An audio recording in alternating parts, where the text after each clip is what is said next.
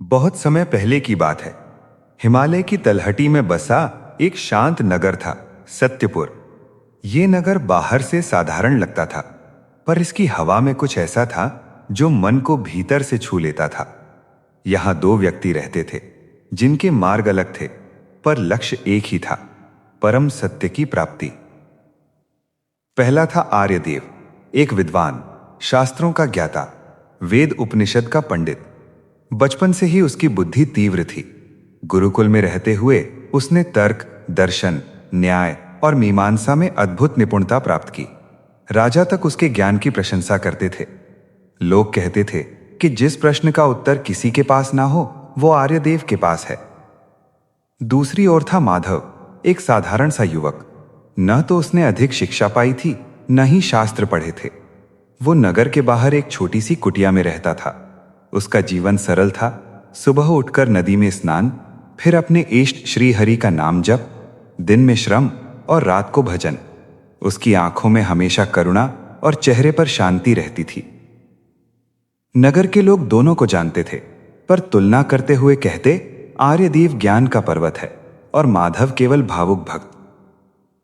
एक दिन राजा ने नगर में महासभा का आयोजन किया।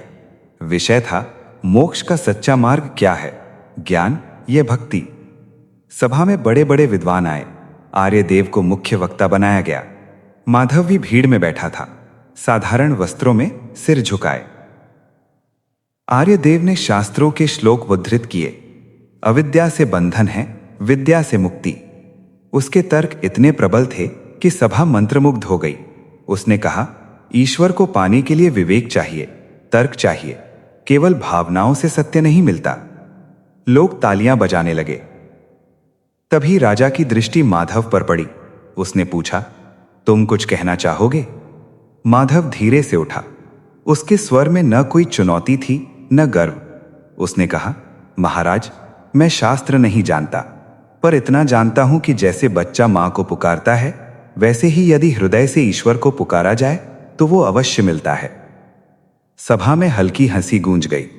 आर्यदेव मुस्कुराया, पर वो मुस्कान करुणा की नहीं, अहंकार की थी। सभा समाप्त हुई, पर आर्यदेव के मन में एक विचित्र बेचैनी थी। इतना सरल उत्तर, क्या सच में ईश्वर केवल पुकार से मिल सकता है? उसने इस विचार को झटक दिया, भावुकता है। समय बीतने लगा। एक वर्ष बाद सत्यपुर में भीषण अकाल पड़ा। अन्न समाप्त होने लगा। लोग भूख से तड़पने लगे। राजा की व्यवस्था भी कमजोर पड़ गई। आर्यदेव अपने ग्रंथों में समाधान खोजता रहा, धर्म, नीति, कर्मकांड। पर माधव दिन रात भूखे लोगों की सेवा में लग गया। जो थोड़ा बहुत मिलता बांट देता, कई बार स्वयं भूखा रह जाता। एक रात आर्यदेव ने देखा, माधव नदी किनारे रो रहा है। वो पास गया। तुम क्यों रो रहे हो? उसने पूछा। माधव बोला, लोग दुख में हैं।